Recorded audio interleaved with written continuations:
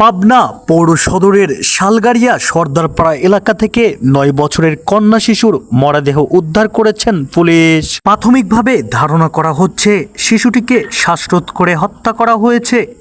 তবে এটি ধর্ষণের ঘটনা কিনা বা কানের দুল ছিনিয়ে নেওয়ার উদ্দেশ্য হত্যা তা ময়নাতদন্তের প্রতিবেদন পাওয়ার পরেই নিশ্চিত হবে। শনিবারে মরদেহটি উদ্ধার করা হয়। বিষয়টি নিশ্চয় করেছেন পাবনা সদর থানার ভারপ্রাপ্ত কর্মকর্তা ওসি মোহাম্মদ আব্দুস সামাদ। নিহত শিশুটির নাম হাফসা খাতুন। সে সদর উপজেলার কামারগাঁও গ্রামের হাফিজুর রহমানের মেয়ে এবং দ্বিতীয় শ্রেণীর শিক্ষার্থী ছিল। কয়েকদিন আগে হাফসা শালগাড়িয়া সদর পাড়ায় নানা বাড়িতে বেড়াতে আসেন।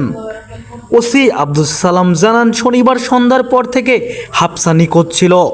পরে রাত 10টার দিকে স্থানীয় একটি বাগান থেকে তার মরদেহ উদ্ধার করা হয়। এরপর মরদেহটি ময়নাতদন্তের জন্য পাবনা জেনারেল হাসপাতালে পাঠানো হয়। এমন ঘটনায় নিজ এলাকা সহ আশেপাশের কয়েকটি এলাকার ভিতরেও ব্যাপক চাঞ্চল্য সৃষ্টি হয়েছে।